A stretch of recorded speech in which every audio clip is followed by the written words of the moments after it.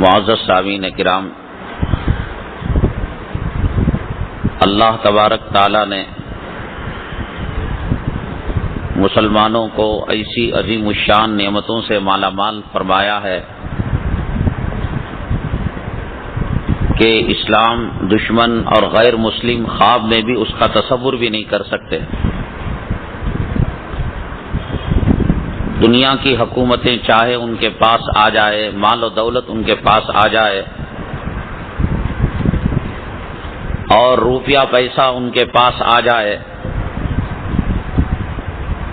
لیکن حقیقی دولت اور حقیقی جو نعمتیں ہیں اللہ تبارک تعالیٰ نے یہ صرف اپنے ماننے والے بندوں ہی کو مرحمت فرمائی ہیں۔ اللہ تعالیٰ کی نعمتیں دو قسم کی ہیں، ایک وہ نعمتیں ہیں جو کامن ہیں، عام ہیں۔ سورج کی روشنی سے مسلمان اور غیر مسلم دونوں فائدہ اٹھاتے ہیں، بارش سے دونوں فائدہ اٹھاتے ہیں، بادلوں سے دونوں فائدہ اٹھاتے ہیں، زمین سے دونوں فائدہ اٹھاتے ہیں، لیکن کچھ نعمتیں اللہ تبارک تعالیٰ نے صرف جناب محمد الرسول اللہ صلی اللہ علیہ وسلم کے غلاموں کو مرحمت فرمائی ہیں۔ کلمہ طیبہ ہے، یہ ایسی نعمت ہے کہ جس کا کوئی بدل ہی نہیں۔ سیدنا موسیٰ علی نبینا علیہ الصلاۃ والسلام نے اللہ تعالیٰ سے فرمایا تھا، اے اللہ کوئی خاص چیز مجھے مرحمت فرمائیے۔ اللہ تعالیٰ نے فرمایا کہ اے موسیٰ یہ کلمہ لے کر جائیے، لا الہ الا اللہ۔ اس زمانے کے اندر تھا موسیٰ کلیم اللہ۔ موسیٰ علیہ السلام نے کہا یہ کلمہ تو تمام میری امت اور تمام دنیا کے لوگ انسان جو موحد ہیں وہ پڑھنے والے ہیں۔ اللہ تعالیٰ نے فرمایا کہ موسیٰ یہ کلمہ اتنا قیمتی ہے کہ اگر ترازو کے ایک پلڑے میں اس کو رکھ دیا جائے اور زمین آسمان کے خزانے دوسرے پلڑے میں رکھ دیے جائیں تب بھی یہی کلمہ بھاری ہوگا۔ اب مجھے بتائیے اللہ تبارک تعالیٰ نے کلمے کی نعمت سے کس کو مالا مال کیا ہے؟ ایمان کی دولت سے کس کو مالا مال کیا ہے؟ قرآن کی دولت سے کس کو مالا مال کیا ہے؟ بخاری شریف کس کے پاس ہے؟ مسلم شریف کس کے پاس ہے؟ ترمذی شریف کس کے پاس ہے؟ ابو داؤد کس کے پاس ہے؟ مسواک کس کے پاس ہے؟ تزویج کس کے پاس ہے؟ اسلامی شاعر جو داڑھی ہے یہ کس کے پاس ہے؟ یہ برقع، یہ پردہ، یہ کس کے پاس ہے؟ دنیا بھر کی نعمتیں کافر رکھ لے، کیا اللہ کے حرم میں داخل ہو سکتا ہے؟ وہ مار کر نکال دیا جائے گا، اور اگر دھوکے سے وہ داخل ہو تو اس کو قتل کر دیا جائے گا۔ انما المشرکون نجس فلا یقربوا المسجد الحرام۔ اور ایک غریب سے غریب اور فقیر سے فقیر مسلمان دنیا کے کسی بھی حصے میں جا سکتا ہے، وہ وائٹ ہاؤس کو جا سکتا ہے، پارلیمنٹ ہاؤس کو جا سکتا ہے، کوئی منائی نہیں۔ لیکن جب جدہ سے حرم شریف کی طرف جاتے ہیں تو جہاں ریحل نما ایک گیٹ ہے تو اس گیٹ کے اندر وہ داخل نہیں ہو سکتا، صاف لکھا ہوا ہے نان مسلم ناٹ الاؤڈ۔ اے اللہ کے منکر، توحید کے منکر، اے قرآن کے منکر، اے نبی کے نبوت کے منکر اور صحابہ کے انکار کرنے والے، یہ پاک زمین کے اندر تو قدم نہیں رکھ سکتا۔ یہ وہ نعمتیں ہیں جو اللہ تبارک تعالیٰ نے صرف مسلمانوں کو دی ہیں۔ میں تو کئی مرتبہ آپ کو بھی بتایا ہوں، یہ کہتا آیا ہوں، یہ سب تمام چیزیں چھوڑ کر زمزم کے پانی کا ایک قطرہ یہ وہ نعمت ہے یہ اسلام، مسلمان، دشمن، کافر، مشرک، یہود و نصارہ اس کا مقابلہ نہیں کر سکتے۔ حدیث پاک میں سرور کونین آقائے دو عالم جناب محمد الرسول اللہ صلی اللہ علیہ وسلم نے ارشاد فرمایا، ماؤ زمزم لما شرب له، زمزم کا پانی جس نیت کے ساتھ پیا جاتا ہے اللہ تبارک تعالیٰ اس کے مقصد کو پورا فرماتے ہیں. اللہ تبارک تعالیٰ اس کے کام کو پورا فرماتے ہیں اگر نیک نیتی کے ساتھ وہ کام کیا جائے. بتائیے کہ دنیا کی کسی قوم کے پاس کیا ایسا کوئی ٹیبلٹ ہے، ایسا کوئی انجیکشن ہے، ایسی کوئی دوائی ہے جو اس کے مقاصد کو پورا کر سکے؟ انٹرویو دینے کے لیے جا رہا ہے، زمزم کا ایک قطرہ پی کر گیا اور اللہ نے قبول کر لیا تو وہ انٹرویو میں کامیاب ہو گیا. لڑکی کی نسبتیں نہیں آ رہی ہیں، لڑکے والے دیکھنے آئے، وضو کرایا اور کہا اے اللہ ہمارے پاس کچھ نہیں ہے، تیرے حبیب پاک صلی اللہ علیہ وسلم کا فرمان ہے ہم اس کو زمزم پلا کر بٹھا رہے ہیں. اللہ تعالیٰ لڑکے والوں کے دلوں میں عظمت اور محبت پیدا فرما دیں گے.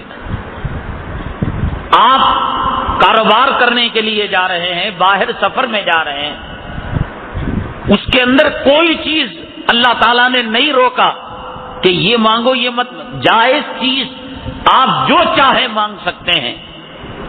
کوئی یہ کہے خواب میں نبی کریم صلی اللہ علیہ وسلم کی زیارت ہو، اللہ وہ مقصد پورا کرے گا. میری یہ حاجت پوری ہو، اللہ وہ مقصد پورا کرے گا. اللہ مجھے عذاب قبر سے بچائے. اور یہ وہ نعمت ہے، میں نے بتایا دنیا کے، کیوں آواز برابر نہیں ہوئی کیا؟ یہ وہ نعمت ہے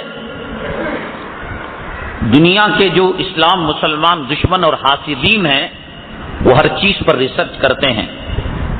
وہ روزے پر ریسرچ کرتے ہیں، وہ قرآن پر ریسرچ کرتے ہیں، وہ وضو پر ریسرچ. اللہ کے نبی نے وضو دیا تو کیوں دیا؟ کیوں 3 مرتبہ ہاتھ دھونے کے لیے کہا؟ کیوں کتا اگر کسی برتن کے اندر منہ لگا دے، جھوٹا لگا دے، 7 مرتبہ دھونے کے لیے کہا؟ ڈاکٹروں نے، سائنسدانوں نے اس پر ریسرچ کیا. 6 مرتبہ دھویا، پھر دیکھا وہ زہر باقی ہے.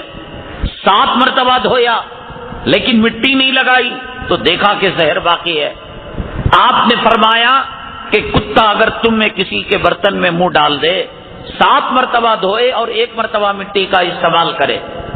کیوں مٹی کے استعمال کرنے کے لیے کہا؟ کیوں چونا نہ لگانے کے لیے کہا؟ صابن لگانے کا استعمال نہیں کیا؟ واشنگ پاؤڈر کا کر سکتے تھے.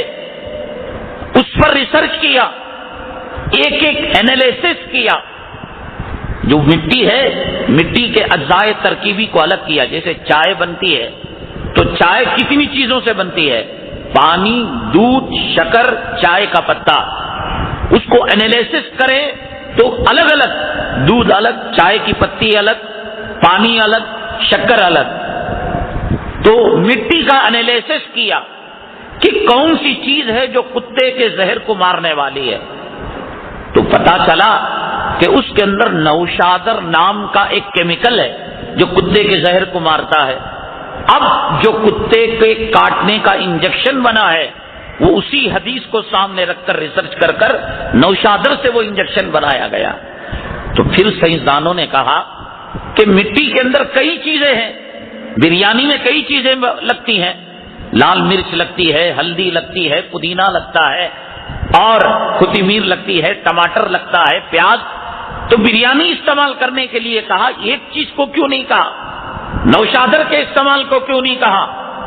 تو پھر علماء کرام اس نتیجے پر پہنچے کہ بھئی نوشادر ایک کیمیکل کا نام ہے، سائنٹسٹ اس کو جان سکتا ہے، سائنسدان اس کو جان سکتا ہے، اور شریعت عالم کے لیے، جاہل کے لیے، سائنسدانوں کے لیے، ان پڑھوں کے لیے، بڑوں کے لیے، چھوٹوں کے لیے، مردوں کے لیے، عورتوں کے لیے، شہر والوں کے لیے، دیہات والوں کے لیے، سب کے لیے ہے شہر. تو اگر نوشادر کہہ دیا جاتا تو پڑھے لکھے لوگ جانتے، ان پڑھ نہیں جانتے. تو پھر ایک ایسی چیز جس میں اللہ نے اس کیمیکل کو دنیا کے چپے چپے میں رکھا ہے. آپ راجستھان کی مٹی اٹھا لیں تو وہاں نوشادر ملے گا، آپ سعودی عرب کی ریت اٹھا لیں وہاں نوشادر ملے گا، آپ کھیت کی مٹی اٹھا لیں تو وہاں نوشادر ملے گا، آپ شہر کا اپارٹمنٹ کھودتے ہوئے پایا کھود رہے ہیں، فاؤنڈیشن کھود رہے ہیں، وہاں نوشادر ملے گا. تو یہ غیر تحقیق کر رہے ہیں، ریسرچ کر رہے ہیں. تو زمزم کے بارے میں انہوں نے ریسرچ کیا کہ آخر یہ جنت کی نہروں سے کیوں قیمتی پانی ہے؟ تو ان لوگوں نے، وہ لوگ اس نتیجے پر پہنچے کہ اللہ تبارک تعالیٰ نے ایسے وٹامنس اور ایسی حیاتیات اور کیمیکل اس میں رکھے ہیں کہ پوری دنیا کی لیبارٹریز اور پوری دنیا کی سائنس مل کر اگر ایک ٹانک اس قسم کی بنانا چاہے تو نہیں بنا سکتی۔ بھوکا پیے تو اس کی بھوک مٹ جائے، پیاسا پیے تو پیاس مٹ جائے، بیمار پیے تو شفا یاب ہو جائے۔ عجیب و غریب علماء نے فرمایا، نبی کریم جناب محمد رسول اللہ صلی اللہ علیہ وسلم کا جو سینہ پھاڑا گیا اور آپ کے سینے کو جو دھویا گیا وہ زمزم کے پانی سے دھویا گیا، یہ اس نتیجے پر پہنچتے ہیں کہ اگر جنت کا پانی قیمتی ہوتا، اللہ تبارک تعالیٰ فرشتوں کو کہتے کہ جنت کا پانی لے کر رسول اللہ صلی اللہ علیہ وسلم کے سینے کو دھویا جائے، لیکن زمزم سے صاف کرنا یہ اس بات کی نشانی ہے کہ زمزم کا پانی جنت کے چشموں سے زیادہ قیمتی ہے۔ یہ وہ نعمت اللہ تعالیٰ نے ان کو مرحمت فرمائی۔ اور دوسری بات یہ ہے آپ کے لیے خوشخبری، آپ چاہیں سحری کے اندر آپ زمزم استعمال کریں، افطاری کے اندر آپ زمزم استعمال کریں، آپ لوگوں کو زمزم پلائیں۔ کہیں کہ حضرت وہ تو 10 لیٹر دیتے ہیں عمرہ کرنے والوں کو، حج کرنے والوں کو، یہ گھر والوں کو بس نہیں آتا، ہم اتنا کہاں پلائے؟ تو یہ جو زمزم میں اللہ نے یہ خاصیت رکھی ہے، ایک ڈرم پانی میں ایک پوری 10 لاکھ لیٹر کی ٹینکی میں ایک زمزم کا قطرہ اگر ڈال دیا جائے، اللہ نے وہ تاثیر رکھی ہے کہ زمزم کی خصوصیات اس پانی کے اندر پیدا ہو جاتی ہیں۔ سائنسدانوں نے اس پر ریسرچ کیا، سائنسدان اس پر انہوں نے تحقیق کی۔ تو میں یہ عرض کر رہا تھا، اللہ نے ہزاروں قسم کی نعمتیں دی، ایک نعمت زمزم کے قطرے کا ساری دنیا کا کافر، ساری دنیا کا مشرک، یہودی، نصارہ، عیسائی، اسلام، مسلمان دشمن اس کا مقابلہ نہیں کر سکتا۔ ایک زمزم کعبے کا کیا مقابلہ کرے گا؟ حجر اسود کا کیا مقابلہ کرے گا؟ قرآن کا کیا مقابلہ کرے گا؟ حدیث کا کیا مقابلہ کرے گا؟ مسواک کا کیا مقابلہ کرے گا؟ سرمے کا کیا مقابلہ کرے گا؟ داڑھی کا کیا مقابلہ کرے گا؟ نماز کا کیا مقابلہ؟ ایک زمزم کا قطرہ اتنا پاورفل ہے، اگر ایک ہندوستان کے خطے پر وقتی طور پر اسلام مسلمان طاقت براجمان ہو جاتی ہے اور وہ گدی پر بیٹھ جاتی ہے، کوئی فرق نہیں ہوتا، اس لیے کہ ابھی بھی زمزم ہمارے پاس ہے، ابھی بھی اللہ کا قرآن ہمارے پاس ہے۔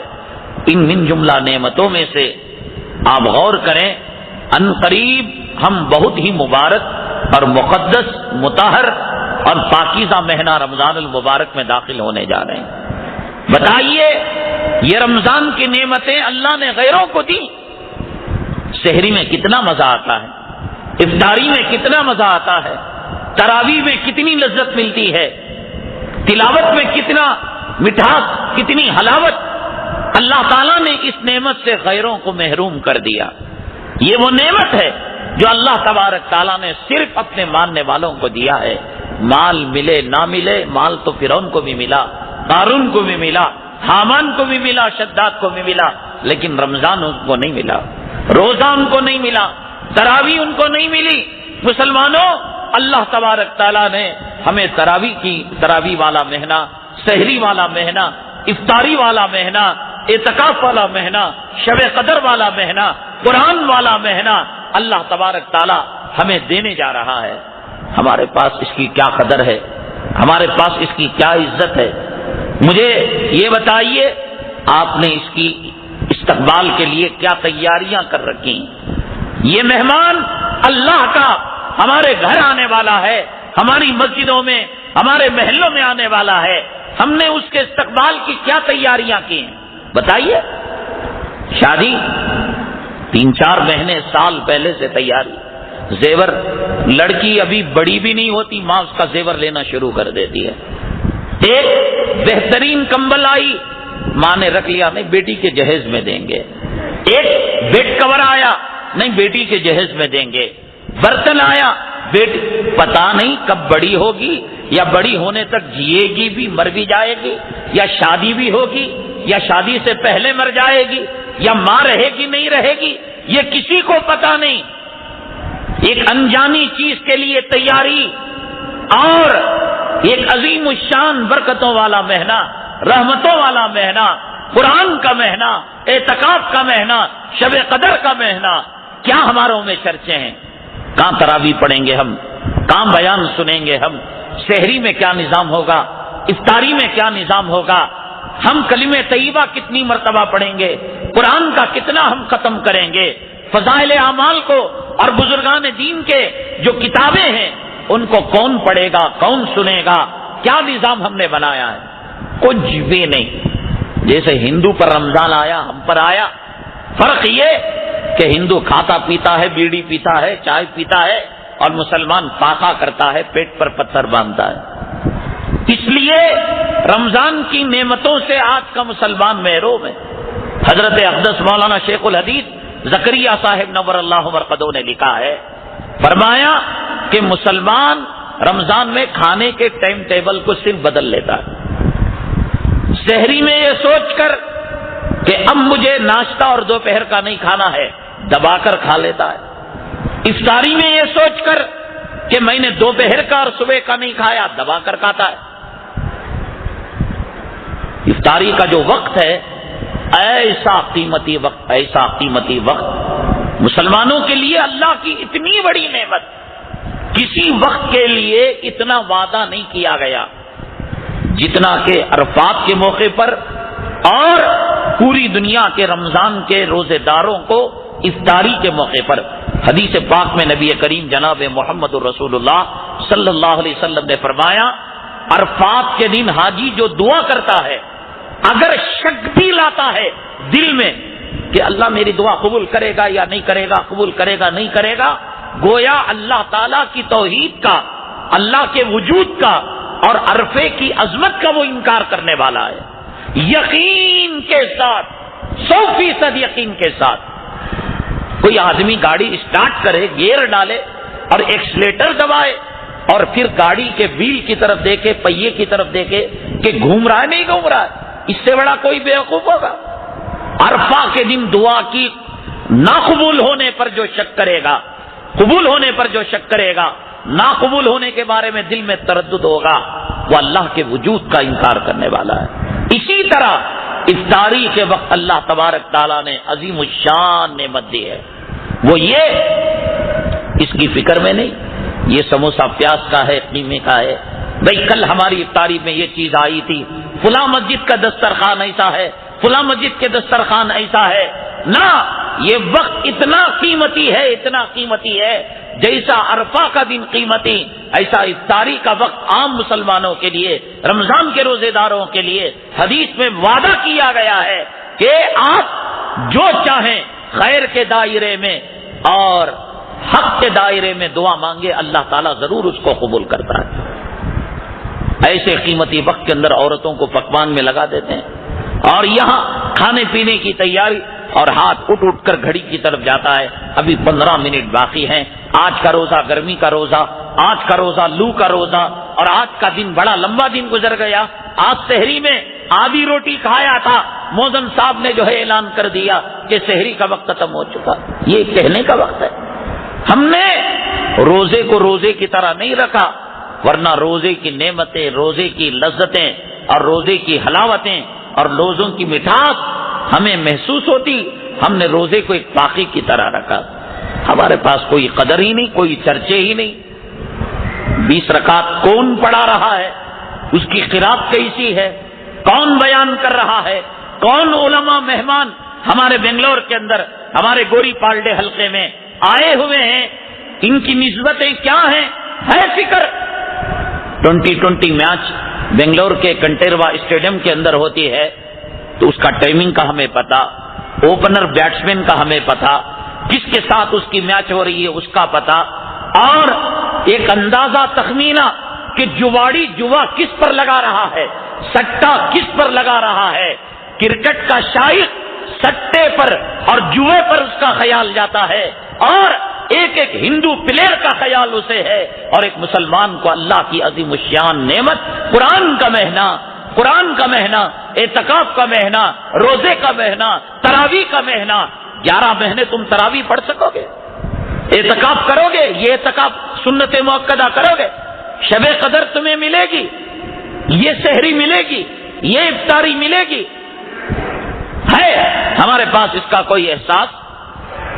اور شادیوں کے لیے کتنی تیاریاں، رنگ روغن کیا جاتا ہے، گھر کا ساز و سامان بدلا جاتا ہے، گاڑی نئی خریدی جاتی ہے، ایک معمولی شادی کے لیے، ایک معمولی بیوی کی شادی کی سالگرہ کے لیے۔ اور امام الانبیاء، خاتم الانبیاء، سید الرسل، سید الاولین، سید الآخرین، ساقی کوثر، شافی محشر، لواء الحمد کا جھنڈا اٹھانے والا کون ہے نبی کریم صلی اللہ علیہ وسلم سے بڑا؟ ہے کوئی؟ معراج کے اندر آپ نے تمام نبیوں اور رسولوں کی امامت فرمائی۔ آپ جب سورج ایک نیزے کے برابر قیامت کے دن سروں کے اوپر ہوگا، آپ حوض کوثر کا جام دیں گے۔ اللہ تعالی ہمیں بھی نصیب فرمائے۔ لوگ نفسی نفسی کے عالم میں ہوں گے، شفاعت کا پروانہ دیں گے۔ آپ پل صراط پر کھڑے ہو کر امت کی رہبری فرمائیں گے۔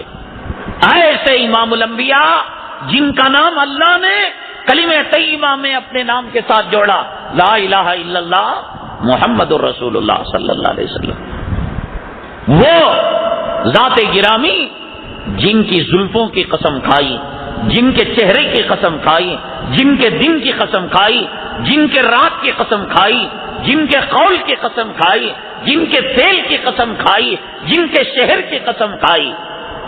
لا اقسم بهذا البلد وقیلہ یا ربی والضحى واللیل اذا سجا والشمس وضحاها والقمر اذا تلاها۔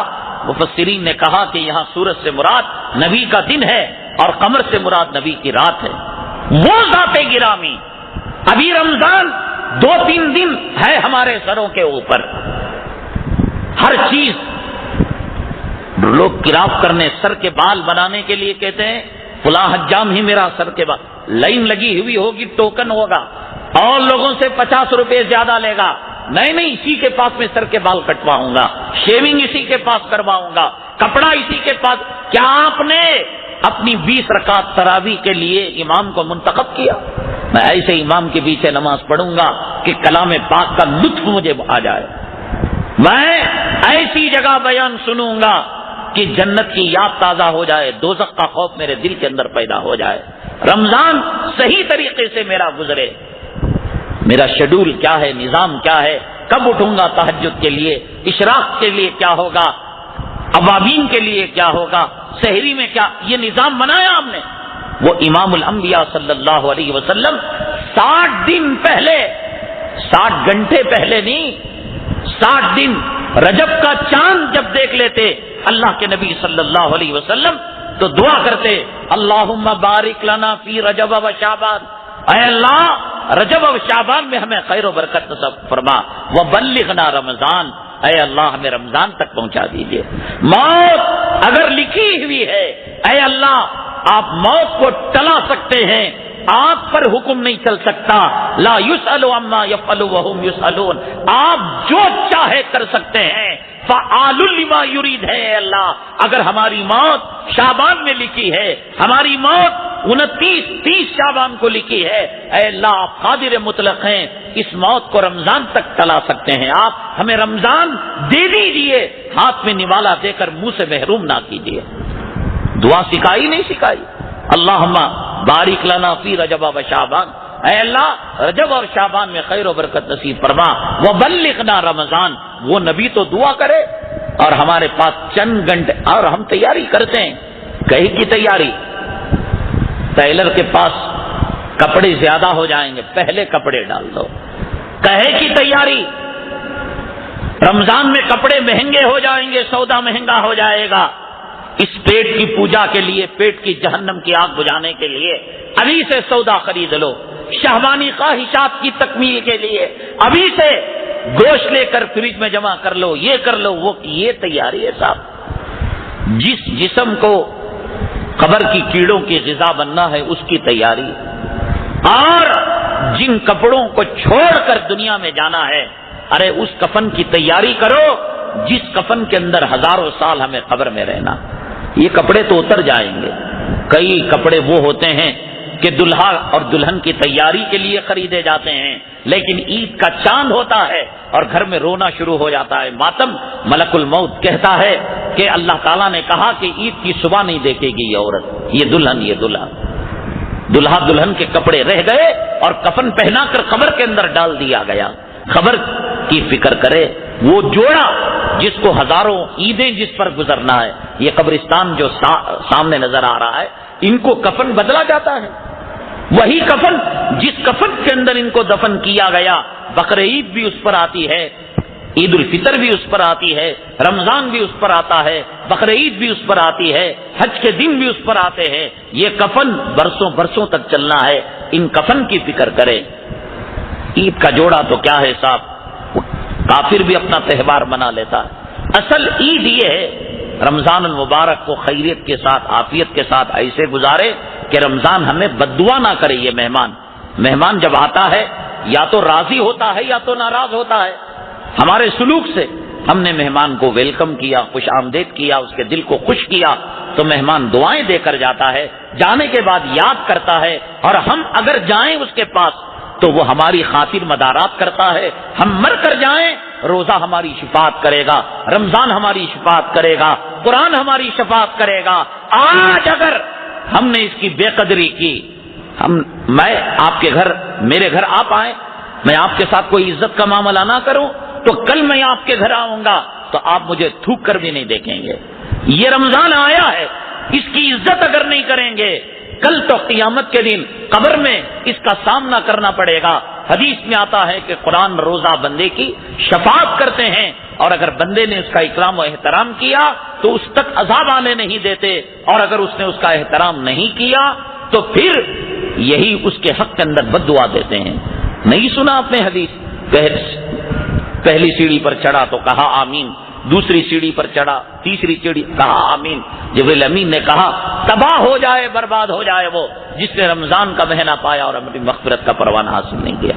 روزے نہیں رکھے، ٹی وی چلتا تھا، موبائل چلتا تھا، گانے چلتے تھے، لڑائیاں ہوتی تھی، دنیا کا کتا بنا ہوا تھا، مال و دولت کے پیچھے پڑا ہوا تھا۔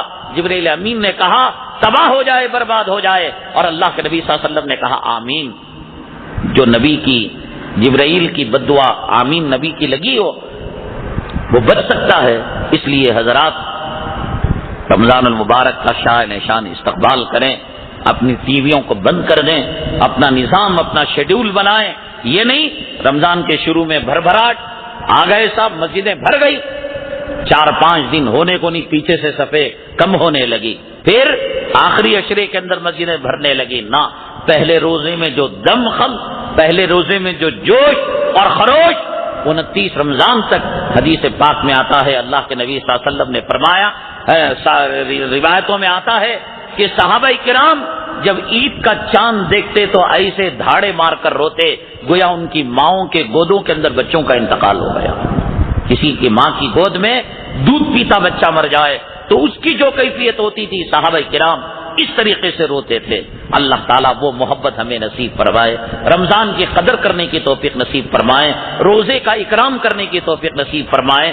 اللہ تعالیٰ الف لام میم سے لے کر من الجنتی والناس تک تراویح کا اہتمام ہمیں کرنے کی توفیق نصیب فرمائے، اعتکاف کی فضیلتوں سے مالا مال فرمائے، شب قدر کی جو ہے نعمتوں سے ہمیں مالا مال فرمائے۔ حضرات اب جو ہے اس کے بعد جو اگلی جمعرات آ رہی ہے، آپ جانتے ہیں کہ وہ اگلی جمعرات رمضان المبارک میں داخل ہو چکی ہوتی ہے۔ رمضان المبارک میں ہماری مصروفیات بہت زیادہ ہو جاتی ہیں، روزے کی حالت میں ایک ایک آدمی کی ایک ایک جو ہے مجبوری ہوتی ہے۔ ہم جو ہے آپ دیکھتے ہیں کہ دوران بیان پانی وغیرہ پیتے رہتے ہیں، روزے کی حالت میں جمعہ ہی بڑی مشکل سے گزرتا ہے، اور پھر ایک سوئی بھی نہیں رہتی، ادھر گئے ادھر گئے، طبیعت کے اندر جو ایک اطمینان اور ایک سوئی ہے وہ نہیں رہتی۔ اس لیے رمضان المبارک تک انشاءاللہ ہم جو ہے اگر کوشش کریں گے، ذمہ داروں کی اجازت سے، مخلصین اور محبین کی اجازت سے، کبھی اتوار کے دن اگر اللہ تعالیٰ نے طبیعت میں بشاشت دی تو کبھی کسی ایک اتوار اعتکاف تو بیٹھتے ہی ہیں۔ الحمدللہ ہمارے یہاں اعتکاف کے اندر مسجد کے ذمہ داروں کی طرف سے شہری افطاری کا فری انتظام ہے، دوائی کا انتظام ہے، پرہیز کے لوگوں کے لیے کوئی ہٹ کھاتا ہے، کوئی جو ہے بغیر شکر کے چائے، تمام چیزوں کا انتظام ہے۔ الحمدللہ میں یہ کہہ سکتا ہوں کہ جنوبی ہندوستان کے اندر وشارم اور ہمارے سیلم کے اندر جو بزرگان دین کے اعتکاف کی یاد تازہ ہوتی ہے، کم و بیش اس جیسی یاد الحمدللہ مکہ مسجد کے اندر بھی ہے۔ اور جن لوگوں کا کلام پاک مکمل نہیں ہوتا، ایک حافظ قرآن کو رکھ کر 10 دنوں کے اندر تراویح الگ سے پڑھا کر ان کو قرآن کی نعمت سے مالا مال کیا جاتا ہے، تاکہ وہ بھی قرآن کی نعمت سے محروم نہ رہیں۔ کبھی کسی سفر کی وجہ سے، بیماری کی وجہ سے کس کی تراویح چھوٹ گئی، آخری عشرے میں 11 بجے کے بعد ہمارے ہاں تراویح ہوتی ہے۔ آپ اعتکاف کرنا چاہیں ہم آپ کو خوش آمدید کرتے ہیں۔ آپ جو ہے تراویح چھوٹی خدا نہ کرے وہاں آئیں انشاءاللہ۔ اگر اللہ تبارک تعالیٰ نے موقع دیا رمضان المبارک کے بعد ہمارے بڑے ذمہ داروں سے مشورہ کر دن اور وقت بدل کر، کیونکہ یہ وقت بڑا نازک وقت ہے، کاموں میں لوگ چلے جاتے ہیں، فیکٹریوں میں چلے جاتے ہیں، تو خاطر خواہ فائدہ نہیں ہو پاتا۔ مغرب بعد عشاء کے بعد یا کوئی اور دن تبدیل کر ہماری مجبوری یہ ہے کہ ہر ہفتہ پورے ہندوستان کے اندر ایک ماحول ہے، ہفتہ اتوار ہی کو پروگرام عموماً 95% کیا جاتا ہے، پیر کو منگل کو شاذ و نادر ہوتا ہے، تو اس لیے ہم ہفتہ جاتے ہیں، پیر منگل آتے ہیں، چہارشنبے کو مستورات کا ہوتا ہے اور جمعرات کو یہ ہوتا ہے اور جمعہ وہ ہوتا ہے، پھر ہفتے کو رخت سفر باندھتے ہیں۔ انشاءاللہ ان تمام چیزوں کو مد نظر رکھ کر کوئی الگ ترتیب بنائی جائے گی۔ ذمہ داروں کے سلسلے میں خاص دعا کرے، اللہ تعالیٰ ان کو نظر بد سے بچائے، اللہ تعالیٰ ان کو دنیا اور آخرت میں اچھا رکھے۔ میں ان کو خوش کرنے کے لیے نہیں، میں جانتا ہوں کہ کتنی چیزوں کا انہوں نے سامنا کیا ہوگا، کن کن لوگوں نے ان کو کیا کیا کہا ہوگا۔ اب وہ سینہ ٹھوک کر کہیں، اجی تم کہتے تھے مولانا آئیں گے لاشیں گر جائیں گی، مولانا کسی کے خلاف کہتے ہیں، مولانا فلاں جماعت کے خلاف کہتے ہیں، مولانا آتے ہیں لڑائیاں ہو جاتی ہیں۔ آپ ذمہ داران احباب ان لوگوں کو سینہ ٹھوک کر کہیے اس قسم کی کوئی بات نہیں۔ وہ آتے تھے، اپنا کام کر کے جاتے تھے، کسی کی غیبت نہیں ہوتی تھی، کسی کی برائی نہیں ہوتی تھی، کوئی لڑائی نہیں، کوئی جھگڑا نہیں۔ آپ حضرات نے ان تمام چیزوں کا سامنا کیا ہے۔ اللہ تعالیٰ آپ کو، آپ کے اہل و عیال کو، آپ کے خاندان کو اور آپ کے مرحومین کو اللہ خوش رکھے، جزائے خیر نصیب فرمائے۔ میں اپنی طرف سے، سامعین کی طرف سے میں آپ کے حق میں دعا کرتا ہوں۔ رمضان کی خصوصی دعاؤں کے اندر بھی میں آپ کو یاد کروں گا، اعتکاف کے اندر بھی آپ کو انشاءاللہ میں دعا کراؤں گا کہ آپ نے بڑے چیزوں کا سامنا کر حالات کا سامنا کر ہمیں یہاں پر آ کر کچھ خدمت کرنے کا موقع دیا۔ ہم امید کرتے ہیں کہ رمضان المبارک کے بعد بھی آپ ہمارے لیے اسی طریقے سے مواقع فراہم کریں گے خدمت کے۔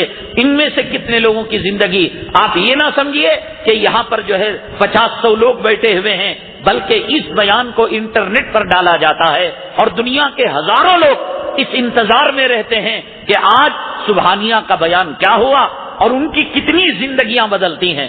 گزشتہ اتوار ہفتے کو کینی روڈ میں ہمارے صالح صاحب کا مدرسہ ہے، مدرسہ امہات المؤمنین، جماعت والوں کا مدرسہ ہے، جماعت کا کام ہوتا ہے۔ لوگ ہمیں تہمت لگاتے ہیں ہم جماعت کے مخالف ہیں، ہم جماعت کی مخالفت نہیں کرتے۔ جو جماعت کا نام لے کر جماعت کے اصولوں کو توڑتا ہے ہم اس کو منع کرتے ہیں۔ ہم کہتے ہیں رمضان میں جماعت میں جانا منع نہیں، ایک حافظ قرآن کو لے کر جاؤ۔ رمضان میں جماعت میں جانا منع نہیں، پہلے عشرے میں کلام مکمل کرو، دوسرے 2 عشرے میں جاؤ۔ رمضان میں جانا منع نہیں، 2 عشرے میں جاؤ۔ آخری قرآن کو چھوڑ کر کوئی کام نہیں کیا جا سکتا، قرآن بھی پاؤ اور جماعت بھی پاؤ، ہم یہ کہتے ہیں۔ اب اس کے بدلے میں کوئی کہے ارے امت ڈوب رہی ہے، امت مر رہی ہے، بھئی وہ تم جانو۔ شریعت کا مسئلہ یہ ہے، شیخ الحدیث مولانا زکریہ صاحب نور اللہ مرقدہ نے فضائل اعمال کے اندر فضائل رمضان میں یہی لکھا ہے کہ تراویح کی 2 سنتیں ہیں، ایک 20 رکعت پڑھنا سنت ہے، کلام پاک کا ختم کرنا سنت ہے۔ سنت سے بڑھ کر دنیا کا کوئی کام نہیں ہو سکتا، آپ سنت کے مقابلے میں کوئی کام نہیں لا سکتے، سنت کو پا کر کام کر سکتے ہیں۔ تو اس کا طریقہ یہی، حافظ قرآن کو لے کر جائیں یا ایک عشرے میں کلام پاک کو سنیں، یا یہ کہ آپ آخری کوئی بھی ترتیب آپ بنائیں۔ چنانچہ وہاں جو ہے مدرسے کے اندر بیان ہوا، ایک وہاں کی خاتون ہے، آپ جو جماعتی احباب ہیں وہ جانتے ہوں گے، برو آپا جن کو کہتے ہیں، وہ 20-25 ایسی عورتیں جو بریلوی مکتب فکر کی ہیں ان کو لے کر آئی، اور اللہ کا کرنا یہ ہوا، انہوں نے کہا ہم نے زندگی کے اندر ایسا بیان زندگی میں نہیں سنا، اب ہمارے گھر کے بغل میں جو سائڈ ہے انشاءاللہ اس سائڈ کے اندر ہم مدرسہ بنائیں گے، ہم لڑکیوں کو دینی تعلیم دیں گے، ہم ایسے مولانا کو بلا کر بیانات کروا کر عورتوں کی اصلاح کروائیں گے۔ کس کے بیان سے کس کی دل کی کایا پلٹنے والی ہے، خدا ہدایت کے کب فیصلے فرما سکتے ہیں، کوئی نہیں کہہ سکتا۔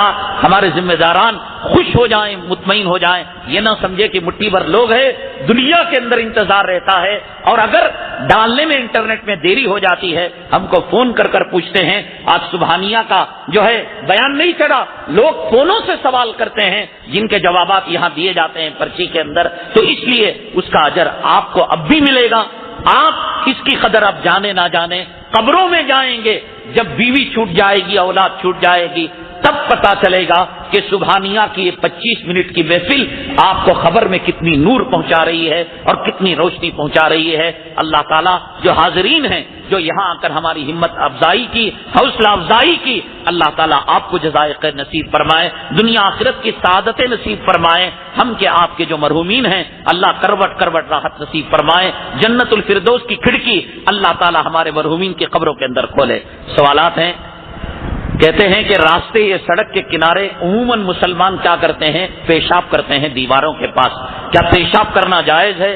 دیکھو بھائی، جو استنجا خانے ٹوائلٹ بنائے گئے ہیں وہاں پر ایمرجنسی حالت کے اندر کوئی اگر پیشاب کر رہا ہے تو کر سکتا ہے، ورنہ کسی کی دیوار پر پیشاب کرنے سے اس کو تکلیف ہو رہی ہے تو مسلمان کا اپنی ذات سے کسی کو تکلیف پہنچانا، خاص طور سے مسجد کی دیوار ہو، مدرسے کی دیوار ہو، اسکول کی دیوار ہو، قبرستان کی دیوار ہو، کسی اور کی ملکیت ہو، جب ہم اپنے گھر کی دیوار پر غیر پیشاب کرے برداشت نہیں کر سکتے تو غیر کی دیوار پر ہم پیشاب کرے وہ کیسے برداشت کرے گا؟ اس لیے پہلی بات تو یہ کہ پیشاب کرنے میں پردہ کرنا چاہیے۔ حدیث پاک میں آتا ہے اللہ کے نبی صلی اللہ علیہ وسلم استنجے کے لیے جاتے، اتنا دور جاتے کہ آنکھوں سے غائب ہو جاتے تھے۔ ایسا کھلے عام کسی کے سامنے استنجا نہیں کر، ضروری طور پر کرنا ہے تو ایسی جگہ پر استنجا کرے، درخت کے نیچے، کھیتوں کے پاس، کہ ہمارے استنجا کرنے سے وہ زمین اور وہ جگہ کے مالک کو کوئی تکلیف نہ ہو، ٹھیس نہ ہو۔ دوسرا سوال آیا ہے، قرآن مجید کے اوراق پلٹنے میں تھوک کا استعمال کرتے ہیں، ایسا انگلی کو تھوک لگاتے ہیں، پلٹتے ہیں، اگر کوئی کلام پاک کی توہین کی نیت سے کرتا ہے وہ کافر ہو جائے گا۔ اگر کوئی عادت کی وجہ سے کرتا ہے اپنی عادت کو ختم کرے، اس لیے کہ تھوک اچھی چیز نہیں ہے۔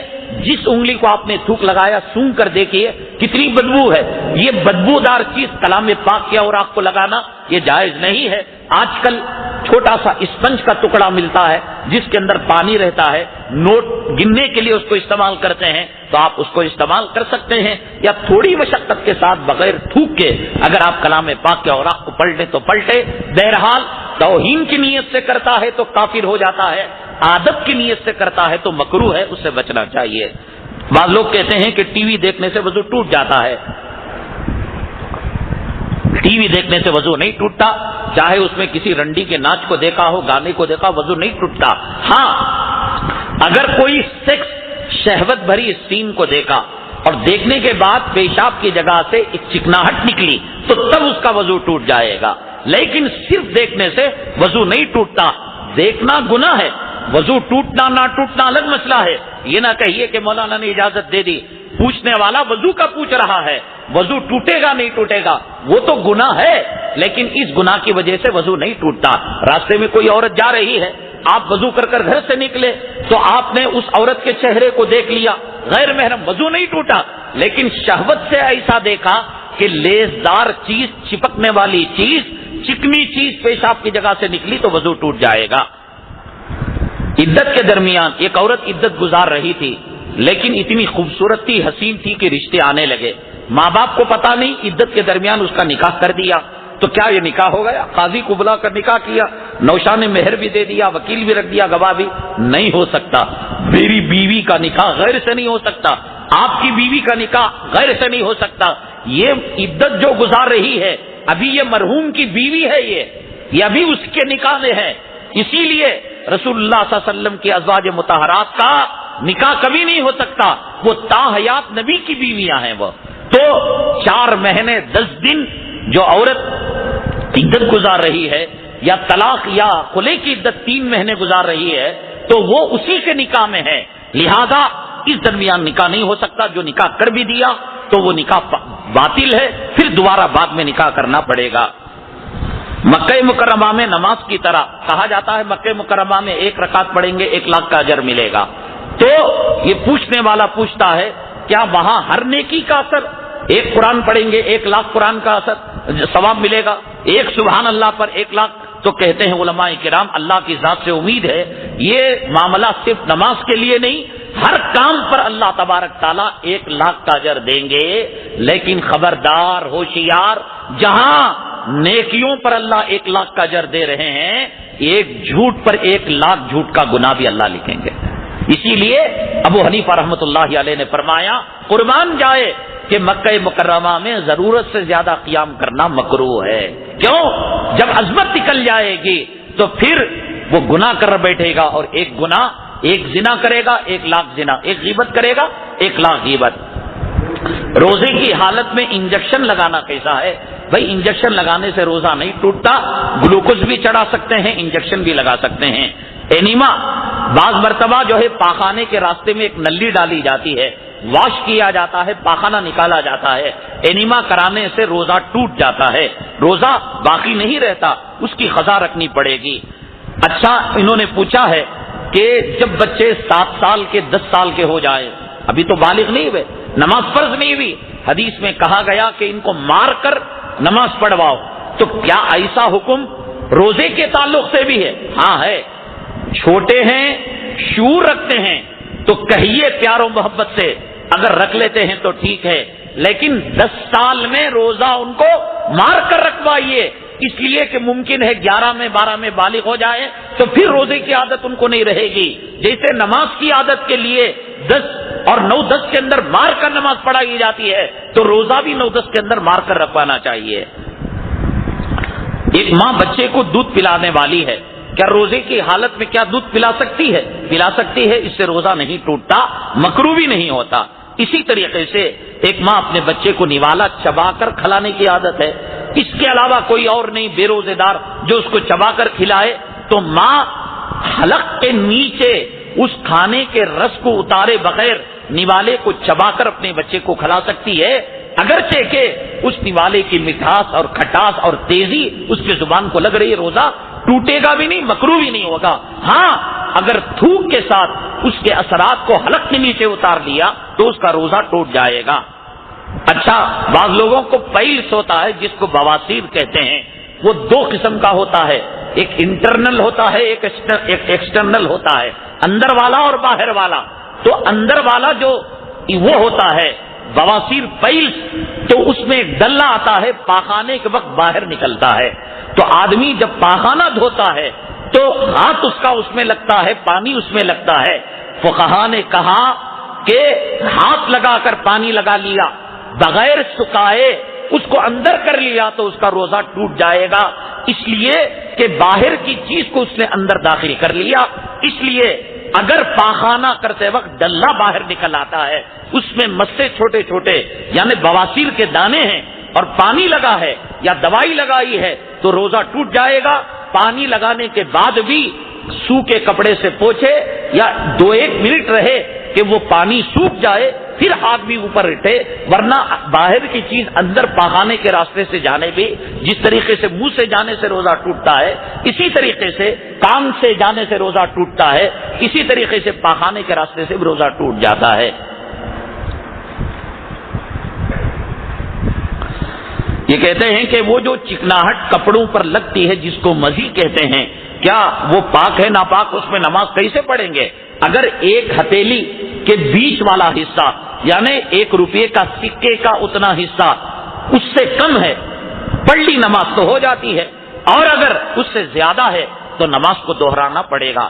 پہلے دیکھ لیا تو پھر آپ اس کو دھونا ہی پڑے گا، پورا پاجامہ دھونے کی ضرورت نہیں، تھوڑا سا کپڑا بیت الخلا میں گئے انڈر ویئر کو لگ گیا، اس کو دھو لیا تو بس اتنا کافی ہے۔ کیا مزی نکلنے کے بعد غسل واجب نہیں؟ یعنی کسی سیکسی فلم کو دیکھنے کے بعد، عورت کو دیکھنے کے بعد چکنی چیز، لیسدار چیز پیشاب کی جگہ سے نکلتی ہے تو اس سے غسل نہیں ٹوٹتا، صرف وضو ٹوٹتا ہے۔ مزی الگ چیز ہے، منی الگ چیز ہے۔ منی کے نکلنے سے جب یعنی آدمی کی نکلنے کے بعد طبیعت سست ہو جاتی، اس سے غسل ٹوٹتا ہے، مزی کے نکلنے سے نہیں ٹوٹتا۔ الحمدللہ رب العالمین والصلاة والسلام علی سید المرسلین وعلی آلہ وصحبہ اجمعین۔ اللہم انفعنا بما علمتنا وعلمنا ما ينفعنا وزدنا علما۔